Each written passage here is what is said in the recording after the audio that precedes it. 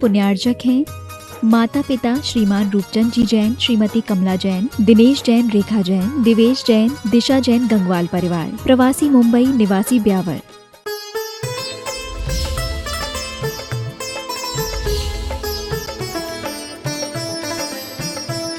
एक नई प्रवचन श्रृंखला अपन सबको शुरू करना है।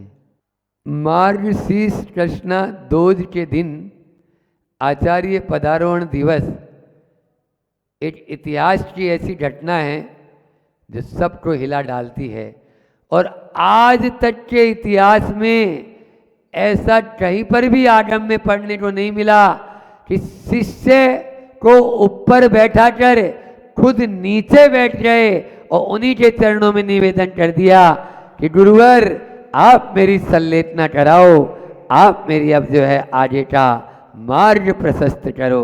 ये है आचार्य ज्ञान सागर जी की भी महानता। और गुरु दक्षिणा में बहुत सारे मिले होंगे आपको कि ये लिया वो लिया, ये दिया अंगूठा दिया, लेकिन गुरु दक्षिणा में आचार्य पद अपना देना, ये भी एक इतिहास की बहुत बड़ी घटना हुई है। आचार्य पदारोहण के ऊपर यही है कि ये दो तीन चीज़ें आज तक कभी ऐसा हुआ ही नहीं है। लेकिन मैंने अभी पूजा में आपको बताया ना कि हीरे को परख लिया, बोलो ना, बस उनको किसी से मतलब नहीं था, मालूम था आज जो छोटा सा पौधा है एक दिन वट वृक्ष का रूप लेकर पूरे विश्व को छाया देगा, पूरे विश्व में छाया करेगा।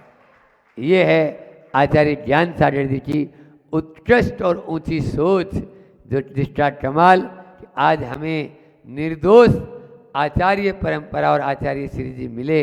और हमारा तो, हम लोग तो यदि वो नहीं होते तो हम लोग कहाँ होते, भटकते रहते गलियों में। आज समझ में आ रहा है?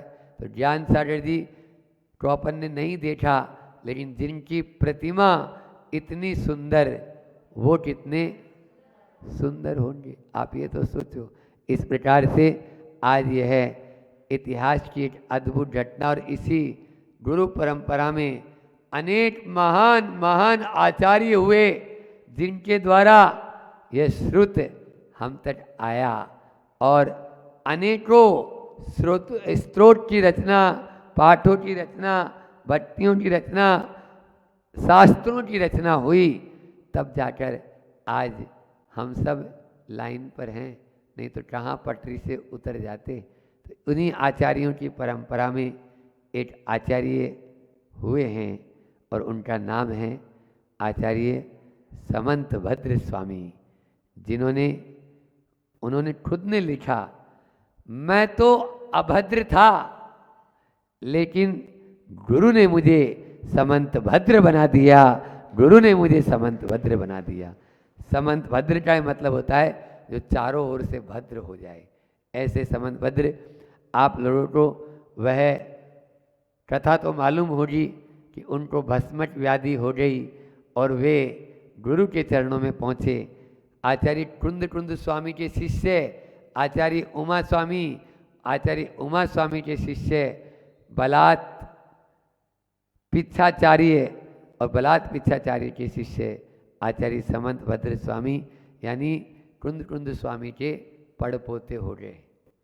पड़पोते समंत भद्र स्वामी, यह शिष्य परंपरा आई और उन्होंने अपने बलात् पिच्छाचार्य जो गुरु थे उनसे कहा कि भगवान अब मेरे से आगे सहन नहीं होता, इस क्षुधा का निवारण नहीं होता, इसलिए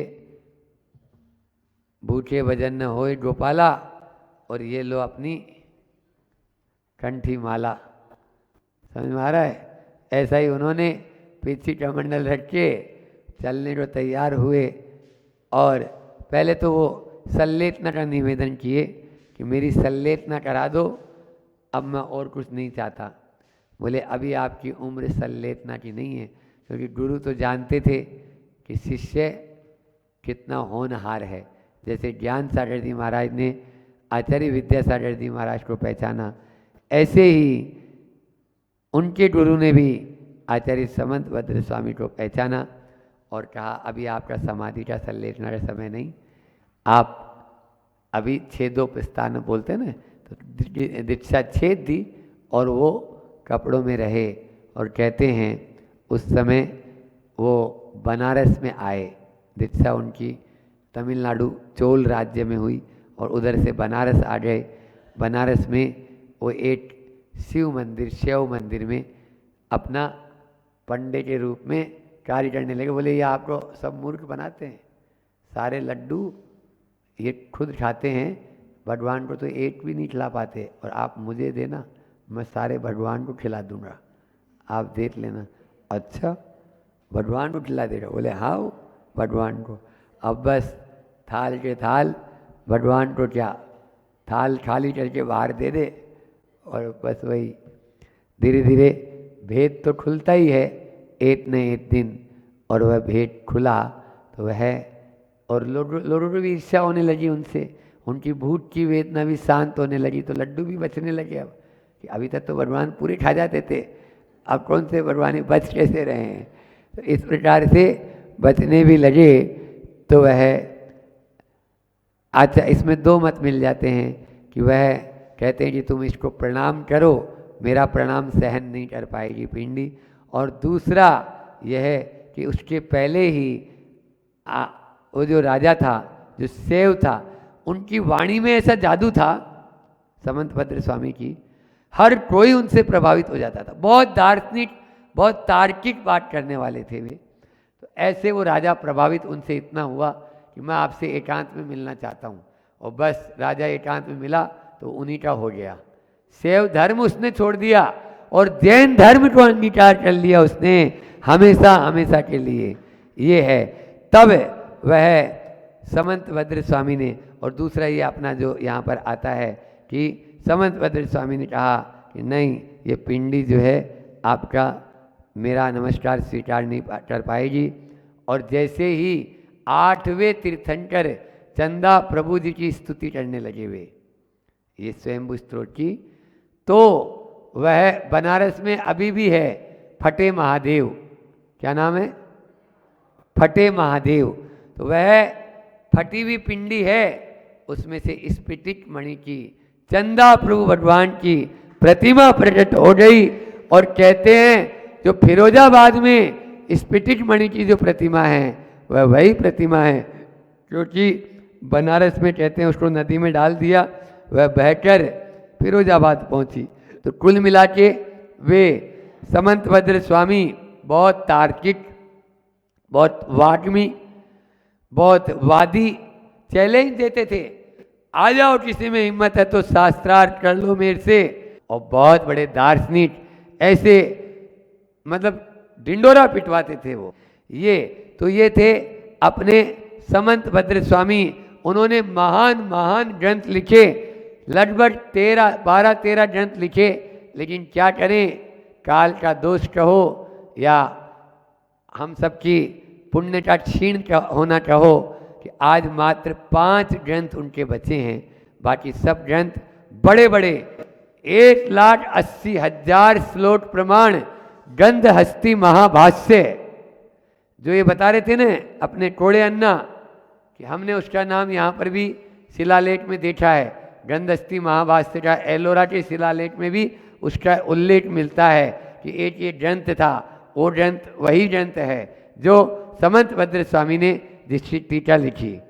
हाँ, यहाँ के शिलालेख में अब वो शिलालेख ही टाइप कर दिया उसको, तो वो। और कहते हैं लंदन की लाइब्रेरी में, लंदन की जो नेशनल लाइब्रेरी है, इंटरनेशनल लाइब्रेरी, उसमें वह कैटलॉग में है, कैटलॉग में है वो गंधहस्ती महाभाष्य। लेकिन जिस स्थान पर होना चाहिए था अलमारी में, जब वहाँ पर जाकर देखा तो वह शास्त्र वहाँ पर नहीं है। और बाकी तो 6 महीने तक होलियाँ जली, आपको मालूम ही है। इसी प्रकार से सठ खंडारों पर भी उन्होंने टीका लिखी, तत्वानुशासन, जीव सिद्धि, जीव की सिद्धि के लिए, और प्राकृत भाषा में भी उन्होंने पकड़ के लिए अपना यानी जो है वो लिखा। इस प्रकार से अनेक ग्रंथ जो अनुपलब्ध हैं, और ये 5 ग्रंथ जो है उपलब्ध हैं। 5 ग्रंथ कौन कौन से? सबसे पहले जो सर्वाधिक प्रचलित है और वो है रत्नचरण। क्या नाम है, क्या सोचा होगा उन्होंने। रत्नचरण श्रावकाचार्य 36 श्रावकाचार्य में सर्वश्रेष्ठ श्रावकाचार्य, प्रमाणित श्रावकाचार्य, सब मानते हैं उसको, चाहे कोई से भी पक्ष वाले हों, कहीं के भी हों, वो सब मानते हैं। और उसी पे अनेक टीकाएं भी लिखी। ऐसे रत्न अभी जो अपन जिसको आज से शुरू कर रहे हैं, बृहत स्वयंभू स्त्रोत, इसमें 123 मैंने बता दिया था, 843 है। हाँ, 843 मेरे से भूल गया था, फिर बाद में याद आया 843, 5 सब में है। आज जब पढ़ा तो मैं स्वयंभू तो उस समय याद आया, क्योंकि 5 से 120 तो हो ही गए, फिर 103 ही ज़्यादा थोड़ी है। हम तो फिर अपना हिसाब किताब जोड़ाए, 3 ज़्यादा नहीं। अरयनाथ भगवान, पारसनाथ भगवान में भी एक आध ज़्यादा है, और महावीर भगवान में तो ज़्यादा है ही, और आपके अरिष्ट नेमिनाथ भगवान, इस प्रकार से इनमें ज़्यादा श्लोक हैं। तो 843 फिर भी 143 और संसार से हो जाएंगे फ्री, ये वाला है। तो यहाँ पर, और वैसे भी आप लोग तो 143 के है ही, तो 843 यहाँ पर इसमें श्लोक दिए गए। स्तुति विद्या, जिसका दूसरा नाम है जिन विद्या, है ना, जिन सतट। स्तुति विद्या का दूसरा नाम जिन सतट, और आप्त मीमांसा उसका नाम है देवागम स्त्रोत, और युक्त्यानुशासन, युक्त्यानुशासन, ये 5 ग्रंथ उपलब्ध हैं। फिर से रिपीट कर रहा हूँ, रत्नचरण श्रावकाचार्य, फिर दूसरा जिन सतट या स्तुति विद्या उसका नाम है, और तीसरा युक्तानुशासन, आप्त मीमांसा या देवागम स्त्रोत, और बृहत स्वयंभू स्त्रोत, जिसकी बात अपन कर रहे हैं। यहाँ पर इसका नाम स्वयंभू स्त्रोत क्यों हुआ? क्योंकि इसका पहला अक्षर ही स्वयंभू है। पहला तो जैसे भट्टामर स्त्रोत, उसका पहला अक्षर क्या है? कल्याण मंदिर स्त्रोत, पहला अक्षर क्या है? देवागम स्त्रोत, पहला अक्षर क्या है? देवागम जो है। तो इस प्रकार से पहला अक्षर होने से यह स्वयंभू।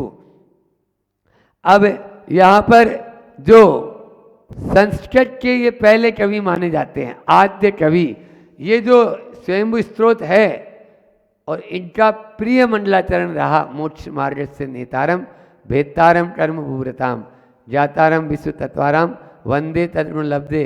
और ये भी बताया जाता है कि ये उमा स्वामी महाराज का मंडलाचरण नहीं है। उमा स्वामी महाराज का तो सम्यक दर्शन ज्ञान चारित्राणी यहाँ से है, ये मंडलाचरण बाद में जुड़ा है। इसलिए अब किसका है ये हम नहीं बोल सकते, इनका है या और किसी का है। लेकिन यहाँ स्वयंभू स्त्रोत अपन जो ले रहे हैं, उसमें स्वयंभू स्त्रोत में 124 तीर्थंकरों की स्तुति है, और ये स्वयंभू स्त्रोत अनेक आचार्यों के हैं।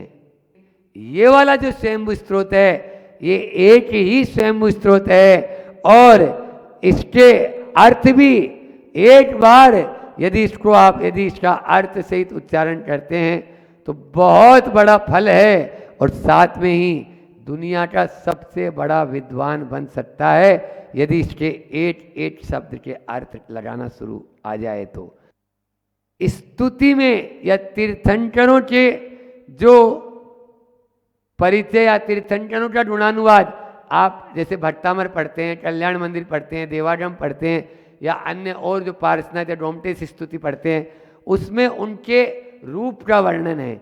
हे प्रभु आप ऐसे हैं, हे प्रभु आपके माता पिता ये हैं, आप यहाँ के रहने वाले हैं, आपका जन्म यहाँ हुआ, आपने यहाँ से निर्वाण को प्राप्त किया, आपका ऐसा वर्णन। ये क्या है?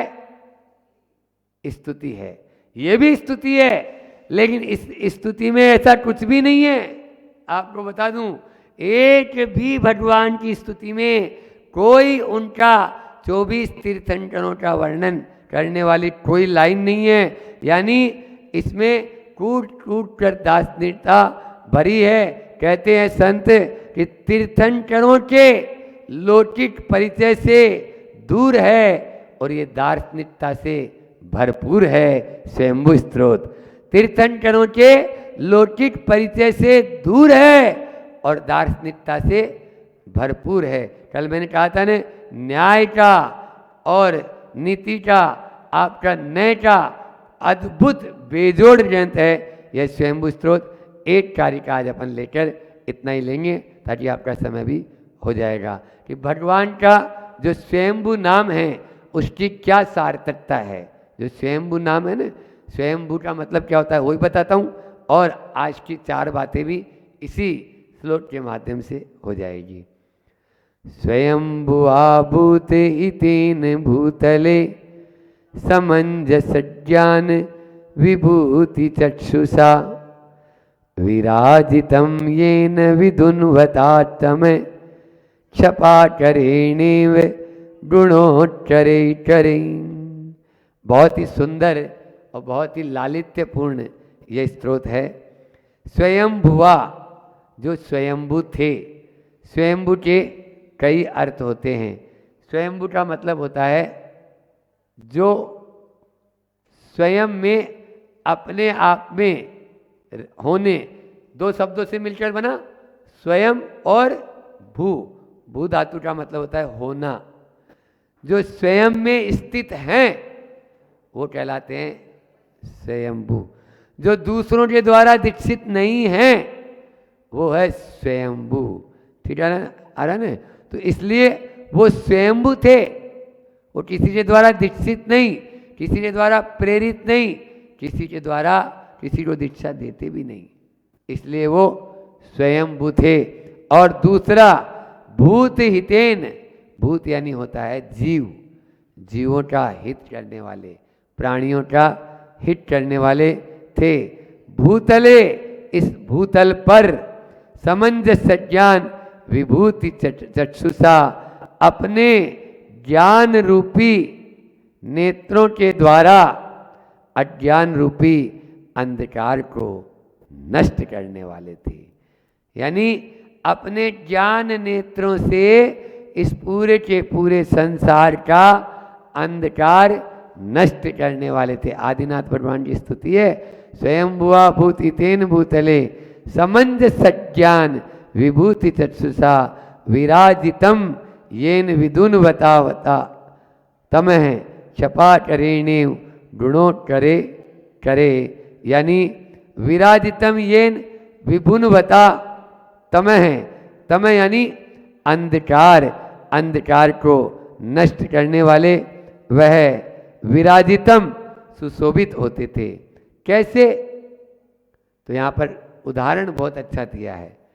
छपा करे एव, संधि विच्छेद कर लो। छपा, छपा करेण और इव, छपा करेण इव यानी चंद्रमा। छपा यानी होता है चंद्रमा, किरणें, तो चंद्रमा के समान, चंद्रमा के समान थे वह। चंद्रमा जैसा रात्रि में पूर्णिमा का चांद कैसा होता है, ऐसे ही इस पृथ्वी पर चंद्रमा के समान वे सुशोभित होते थे, जो अज्ञान के अंधकार को नाश करके ज्ञान रूपी उजाला करने वाले थे। ऐसे वे आदिनाथ भगवान। अब लास्ट में आएगा 4 छंद के 4 श्लोक के बाद में, स वृषभः मम चेतः पान पुनातु, वह वृषभ यानी आदिनाथ भगवान मेरे पापों का नाश करे। वह आदिनाथ भगवान मेरे पापों का, तो अंत दीपक होता है, एक होता है आद्य दीपक, एक होता है अंत दीपक। आद्य दीपक यानी शुरू में दे दिया, अब सब में लगाना है। ये अंत में दे दिया, सब में लगाना है। हर श्लोक के अंत में यही लगाना है कि ऐसे आदिनाथ भगवान मेरे पापों का क्षय करने वाले हों। स वृषभः मम चेतः पुनातु, मेरे पापों को नाश करने वाले हों। ऐसे वे, तो 4 बात कौन कौन सी हो गई यहाँ पर? तृतीया विभक्ति में स्वयंभुआ, ये भी तृतीया है। भूत इतेन, ये भी तृतीया है। और विभूति समंजस ज्ञान विभूति चक्षुषा, ये भी तृतीया है। और छपा करेण, हाँ इंटा, ये भी तृतीया है। इस प्रकार से ये चार इसमें भी आपको बातें बताई। वे स्वयंभू थे, प्राणियों के हितकारक थे और अपने ज्ञान नेत्र के गुणों से युक्त थे और गुणों के समूह से वह सुशोभित थे। चंद्रमा जैसे पूर्णता को प्राप्त हो जाता है, ऐसे ही वे आदिनाथ भगवान हमारे पापों का क्षय करने वाले हों। इस प्रकार से आज यह अपन ने शुरुआत की है। एक श्लोक के माध्यम से आगे भी अपन लेते हुए चले जाएंगे। आज अभी इतना ही रखते हैं, समय भी आप लोगों का पूर्ण हो गया है। अहिंसा परमो धर्म की, आचार्य गुरुवर विद्या सरस्वती महामुनि राजे की। अगली बात है कि वो भी आप लोगों के बीच की महिलाओं की बात है, माताओं की और बहनों की ही बात है, जो आप अपने होठों पर लगा रखे हैं लिपस्टिक। जो अपने होठों पर आपने लगा रखी है लिपस्टिक, विचार तो करो ये लिपस्टिक काय से बनी है, किस चीज़ से बनी है, इसमें लिपस्टिक में क्या मिलता है। इसमें मोम जो होता है, पहली सामग्री तो इसमें मोम मिलता है। वो मोम इतना हानिकारक है आपके शरीर के लिए, अगर थोड़ा बहुत भी मोम का हिस्सा शरीर के अंदर जाएगा तो विष को देने वाला है। वो अभी हिंसा की बात तो मैं दूर कर रहा हूँ, वो अगर जाएगा, क्योंकि जब होठ पे लगा है, आप कुछ खाओगे पियोगे तो टच तो होगा ही होगा।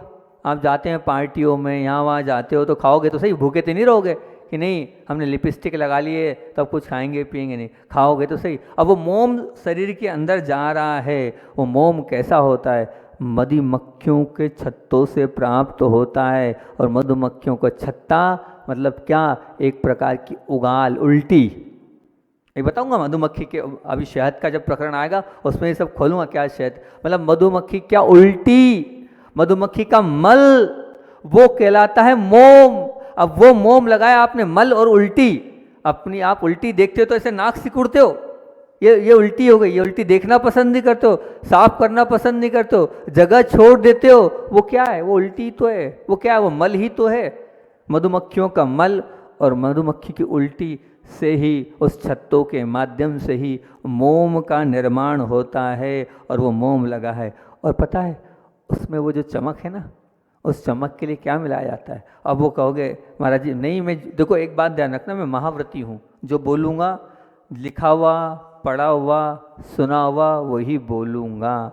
उसमें उस लिपस्टिक में सूअर की चर्बी काय के लिए, चमक के लिए मिलाई जाती है। जिस सूअर को आप छूना पसंद नहीं करते हो, हैं, जिस सूअर से आप दूर भागते हो, उसको अपने होठ पर लगा रखा है, उसको आपने अपने होठ पर लगा रखा, अन्यथा मत लेना। लेकिन जो वास्तविकता है वही आप लोगों के बीच में रख रहा हूँ, ये सत्य है। अगर आपने लगाया है तो क्या लगाया है, आपने मधुमक्खियों का उल्टी और मधुमक्खियों की क्या लगा रखी है आपने, मल, और साथ में क्या है, वो सूअरों की चर्बी आपने अपने होठों पर लगा रखी है। अब वो लगाई है कहाँ से, आप अहिंसक धर्म के पालन। बहुत सारे मुझे ऐसी एक्सक्यूज देते हैं आके, महाराज जी हम वो कॉस्मेटिक नहीं, ओरिफ्लेम लगाते हैं, उसमें शुद्ध होता है, वो सात्विक होता है, हम इसकी लगा रहे। विद्यांजलि, मैं तो बार बार ये बोलता हूँ, लगा तो रहे हो, चलो ठीक है लगा ली, विद्यांजलि की लगा लिया आपने, मान लो ओरिफ्लेम की लगा लिया आपने, पर बार बार एक ही सूत्र बोलूँगा हर बार कि दिखावा, प्रदर्शन, त्रियंच आयु के बंध का कारण क्या है, त्रियंच किससे बनते हैं, मायाचारी। मायाचारी मतलब क्या, जो भगवान ने दिया है वो आपको स्वीकार नहीं है, आप दूसरा दिखाना चाहते हैं, बस आपको त्रियंच बनना है। आपकी अगली पर्याय फिक्स है, आपको त्रियंचों में उत्पन्न होने के लिए, जो जब जब मैं कड़वा सत्य लगता है मैं हमेशा बोलता हूँ, क्योंकि ये क्या है कि चुप जाता है, ये आप लगाओ, मुझे त्रियंच बनना है, इसको लगाने के बाद मुझे त्रियंच बनना है, तो आप अपने आप छोड़ दोगे, क्योंकि है ही कहाँ है आगम में, त्रियंच आयु के बंध का कारण क्या, त्रियंच आयु मायाचारी करना, मायाचारी कर रहे हो आप अपना वास्तविक स्वरूप नहीं बता रहे हो। जैसे आपको भगवान ने दिए वो होठ नहीं दिखाकर आपको मैचिंग करना है, और मैचिंग में आप दिखावा कर रहे हो, झूठा प्रदर्शन कर रहे हो, छलावा कर रहे हो। ये झूठा प्रदर्शन, ये छलावा जो आप कर रहे हो अपने साथ, आप अपने आप से जो कर रहे हो, ये मान के चलना अधोगति का कारण है, त्रियंच गति का कारण है। थोड़ा बोध भी मन में लग जाए, छोड़ देना, अलग कर देना, वास्तविकता को अगर पता करने के, आचार्य भगवान बार बार बोलते हैं, जब तक पता नहीं था तब तक लगा लिया कोई बात नहीं, लेकिन पता चल जाए उसके बाद भी अगर पाप नहीं छूट रहा है तो फिर ध्यान रखना, फिर तो और ज़्यादा आपको पाप बंद होता। ज्ञात भाव और देखिए अज्ञात भाव, अब जानकारी हो गई, गुरु ने बोल दिया, उसके बावजूद भी सुनना नहीं है, मतलब क्या ये ज्ञात यानी जानते हुए पाप करना। तो जब जानते हुए भी अगर आप पाप करोगे तो आपको समझना ऐसी त्रियंश गति में जाना पड़ेगा, जन्म मरण परेशान होते रहोगे जिंदगी भर। त्रियंश गति से बचना हो तो इस लिपस्टिक का त्याग कर दो प्रभु के सामने, अन्यथा मत लेना। जो वास्तविकता है वही आप लोगों के बीच में रख रहा हूँ। कुछ बालिकाएं बोलती है, महाराज जी आप नहीं समझते, विवाह करना है अभी, और विवाह करना है तो उतना तो चलो ठीक है, कोई बात नहीं, आपको सबको दिखाना है, सबको वो करना है, इतना ही ले लो ठीक है, उतने उस फेरे में आपको, क्योंकि नहीं है ना वो आज करना पड़ेगा आपको सबको। लेकिन एक बहन आई थी, उस बहन ने, बड़ा अच्छा लगा उसको, मेरे को, बुंदेलखंड की वो बहन थी, बिना मेकअप के विवाह किया है उसने, बिना मेकअप के, कोई मेकअप नहीं, करना हो तो करो, कोई मेकअप नहीं, कोई लिपस्टिक नहीं, कोई क्रीम नहीं, कोई फेशियल नहीं, कोई क्या क्या जो भी आपके में होता है, मैं ज़्यादा तो जानता नहीं हूँ, कुछ नहीं। मैंने कहा पूरे दोनों हाथ से आशीर्वाद, बहन का नाम याद नहीं आ रहा, मैंने कहा दोनों हाथ से आशीर्वाद, ये वास्तविक धर्म है, ऐसा नहीं। तो आप अगर चाहें तो कर भी, इतना चलो ठीक है, नहीं हो रहा आपको ऐसा लग रहा है, विवाह वाले दिन कर लेंगे, हालांकि मेरे मुख से मैं आपसे बोलूँगा तो मुझे पाप लगेगा, लेकिन इतना तो कर लो कि पूरे जीवन की तो कम से कम त्याग कर दो, नहीं करेंगे, क्यों झूठ बोलें, क्यों छलावा करें, क्यों पाप करें, क्यों पाप का हम बंद करें। विचार करना अगर होगा तो बहुत अच्छी बात है, आपकी लिपस्टिक अगर वो निकल गई तो बहुत बड़ी आपके जीवन में उपलब्धि और आपके जीवन में बहुत कुछ अच्छा हो जाएगा। अभी तो बहुत सारी बातें हैं और भी आपसे बहुत सारी बातें करना है अपना, लेकिन समय हो गया है, 2 ही मिनट बचा है, और आचार्य भगवान का संस्मरण तो आपको सुनना ही है। वो तो आप चाहते हैं कि गुरुदेव की बात तो आप सुनाइए। गुरुदेव के जीवन का बचपन अपने साथ चल रहा है, अपन बचपन पे ही गुरुदेव की पूरी बातें 8-10 दिन से चल रही, तो उनके बचपन की आपको बात बताऊँ कि आचार्य श्री जी का जीवन कैसे समयबद्ध था, उनसे सीखिए आप किस प्रकार से वो अपने बचपन से जीवन को जीते थे। जब गुरुदेव 10 वर्ष की उम्र में थे तो सभी लोग साथ सोते थे घर में, थोड़ा बड़े हुए तो फिर अलग अलग कमरे में वहाँ सोने की व्यवस्था होती थी। बोले 10 बजे सो जाते थे और सुबह 5 बजे उठ जाते थे। ऐसा कहते हैं उनने अपने जीवन में सूर्य उदय के पश्चात वो कभी नहीं उठे, कभी नहीं उठे, आज तक सूर्य उदय होने के पहले पहले ही वो उठे। बचपन से छोटे से लेके बड़े तक सीखें आप। आपको आचार्य श्री की जयकारा तो बोल रहे हैं, आचार्य श्री को मानते हैं, तो जो उन्होंने किया है वो अपने जीवन में उतारें। सूर्य अस्त के बाद, जिसके जीवन में सूर्य अस्त के बाद जो उठता है उसका जो जीवन है उसमें कभी उदय नहीं होएगा। सूर्य का ध्यान रखना, उसका जीवन अस्त ही बना रहेगा। अगर प्रशस्त करना चाहते हो तो सूर्य उदय के पहले ही उठना चाहिए। गुरुदेव की ये शिक्षा हमारे जीवन में आना चाहिए। और क्या कहते हैं, वो उनकी पूरी की पूरी दिनचर्या बहुत व्यवस्थित थी। वो क्या करते थे, उठने के बाद मंदिर गए, 7 से 11 तक विद्यालय जाते थे, विद्यालय से आने के बाद बावड़ी पर जाते थे, स्नान करते थे, स्नान करने के बाद वो उनकी भैंसें थी, उन भैंसों को सहलाने ले जाते थे, फिर आकर जो है भोजन करते थे। भोजन करने के बाद पढ़ाई से संबंधित होमवर्क गृह कार्य करते थे, और गृह करके बाद फिर 2 बजे से लेके 5 बजे तक फिर पुनः विद्यालय। वहाँ उस समय 2 समय विद्यालय लगता था, और फिर रात में मंदिर, और मंदिर के बाद वो इस समय पर वो 10 के बाद नहीं जगते थे, 10 के पहले पहले सो जाते थे। आज के संस्मरण में 2 प्रमुख बातें आपके बीच में रख रहा हूँ। पहली बात, सूर्य उदय के पहले उठते थे। दूसरी बात, अपने जीवन में दोपहर में कभी सोए नहीं। वो अपने आप को इतना बिजी कर रखा था उन्होंने सुबह से लेकर शाम तक कि कभी वो दिन में नहीं सोए और कभी सूर्य उदय के पहले, मतलब सूर्य उदय के बाद नहीं उठे। सूर्य उदय के पहले उठे और दिन में कभी नहीं सोए। अगर हमारा ऐसा जीवन हो जाएगा तो हम भी उनके जैसे बन सकते हैं। हम सब बने इसी भावना से। आचार्य भगवान विद्यासागर जी महामुनि राज की। भगवान बनना है, भगवान के बाजू में बैठना है, तीर्थंकर बनना है, तीर्थंकर बनने की हैसियत को अपने में आत्मसात करना है, इसकी चर्चा अपनी काफ़ी लंबे समय से चल रही है। और उस पर तीसरी भावना जो निरतिचार शीलवतों का पालन है, उस पर बात चल रही है और उसमें बिंदु अपने तैयार किए हैं। तीर्थंकर बनना है तो हिंसा का तांडव हटाना होगा। तीर्थंकर बनना है तो झूठ का वमन करना होगा। तीर्थंकर बनना है तो चोरी का दामन छोड़ना होगा। तीर्थंकर बनना है तो कुशील का जाल तोड़ना होगा। बहुत बढ़िया। और तीर्थंकर बनना है तो परिग्रह का आग्रह छोड़ना होगा। तीर्थंकर बनना है तो जीवन को निर्दोष बनाना होगा। तीर्थंकर बनना है तो सप्तशिल की ओर मुड़ना होगा।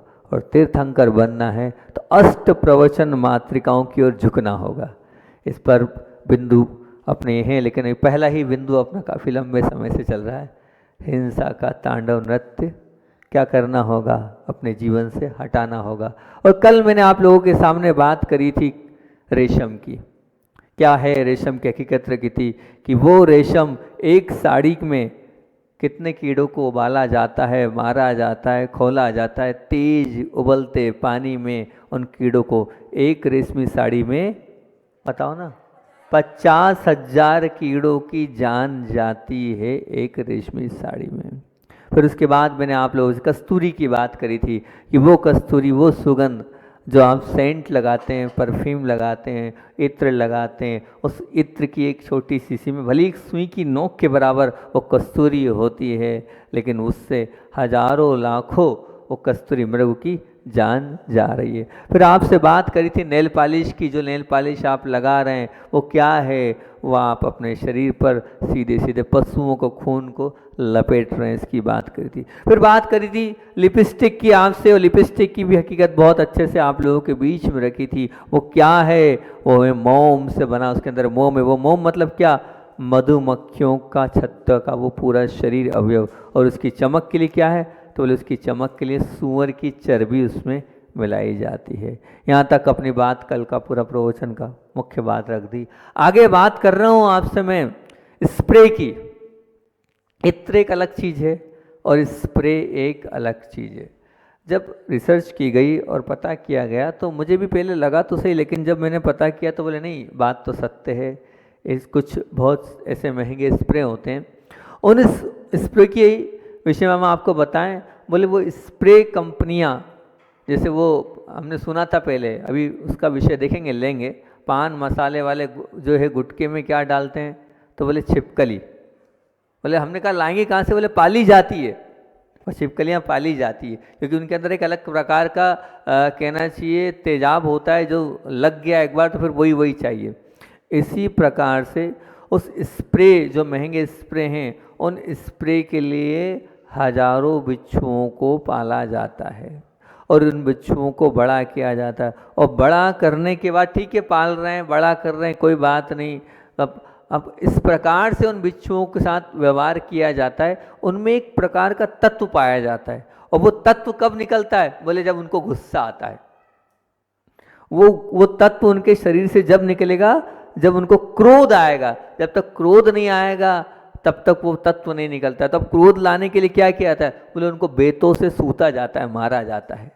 और मारने के बाद चाकू से खरोचा जाता है, चाकू से खरोचा जाता है, बेतों से मारा जाता है। इस प्रकार से मारने के बाद वो आक्रोशित होते हैं, तब उनके अंदर से वो द्रव्य निकलता है। उनकी इस प्रकार से उनको पीड़ा कष्ट दिया जाता है और वो जो द्रव्य निकलता है, वो द्रव्य आपके स्प्रे में जो आप दबाकर लगाते हैं, विवाह आदि में भी प्रयोग करते हैं, सामान्य से भी आप वो स्प्रे प्रयोग करते हैं। उस स्प्रे में बिच्छुओं को बेतों से मारा जाता है, चाकू से खरोचा जाता है, उसमें से वो तत्व निकलता है। वो तत्व जो है वो स्प्रे में डलता है, बहुत कम मात्रा में रहता है क्योंकि बहुत महंगा होता है वो। तो एक कण, जैसे कस्तूरी के लिए बताया था कि सुई की एक नोक के बराबर कण आपकी एक उस शीशी में रहेगा तो वो पूरे बहुत महकती रहेगी। उसी प्रकार ये भी है, उसका एक थोड़ा सा तत्व, सुई की नोक के बराबर तत्व एक उस स्प्रे की शीशी में होगा, लेकिन है तो उसका तत्व तो उसमें डला है।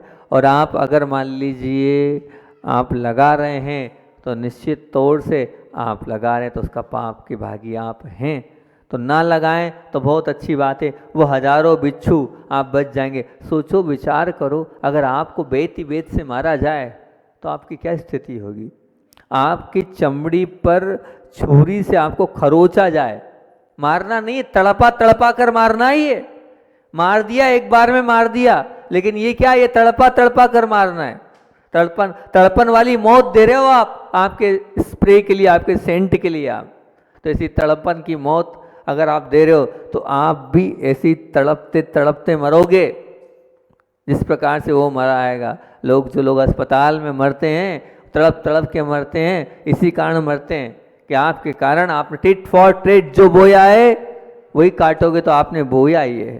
मैं कल भी कहा था, फिर आज कह रहा हूँ कि सुन लिया उसके बाद भी प्रयोग कर रहे हो तो ज्ञात भाव से अगर हो रहा है तो फिर समझ लेना आप, हमने समझ लिया। उसके बाद भी अगर हम प्रयोग कर रहे हैं, मेरी बात अगर आपके कान में पहुंच रही है, उसके बाद भी आप नहीं छोड़ रहे हो, तो आपकी मौत भी उस बिच्छू की तरह तड़पते तड़पते कष्ट से, पीड़ा से ही होगी। इस बात में कोई दो राय नहीं है। और यहाँ नहीं होगी तो नरकों में जाना, नरकों के चक्कर काटना, वहाँ आपको इसी प्रकार से वेदना का अनुभव होगा। यहाँ आपने वेदना दिए तो वहाँ भी ये पूर्व भाव का पुण्य होगा। तो हो सकता है आपका प्रश्न हो सकता है, महाराज जी उन्हें तो खूब सेंट लगाई थी वो, लेकिन वो अच्छे से गए, और आपने कहा कोई बात नहीं, कोई बात नहीं।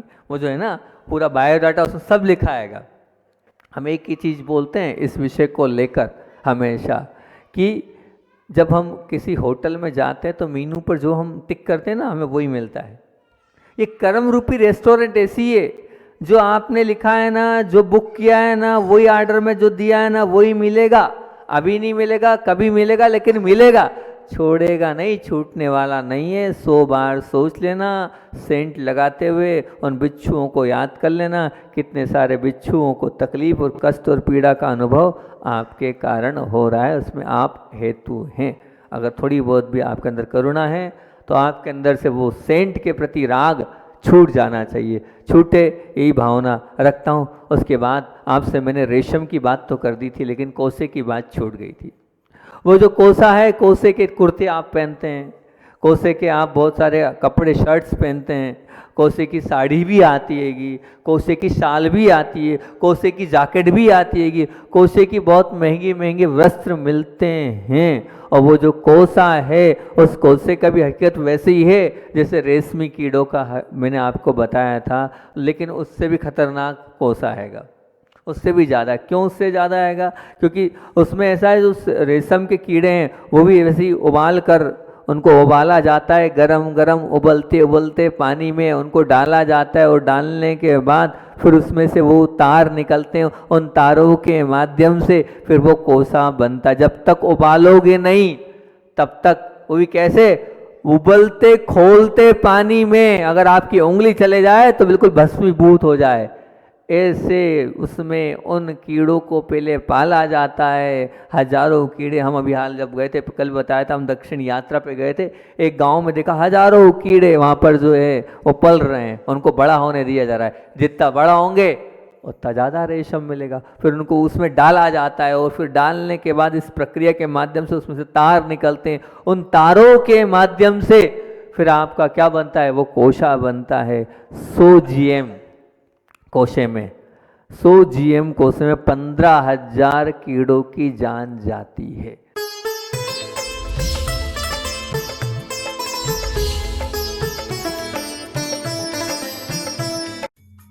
इस कार्यक्रम के पुण्यार्जक थे माता पिता श्रीमान रूपचंद जी जैन, श्रीमती कमला जैन, दिनेश जैन, रेखा जैन, दिवेश जैन, दिशा जैन, गंगवाल परिवार, प्रवासी मुंबई, निवासी ब्यावर।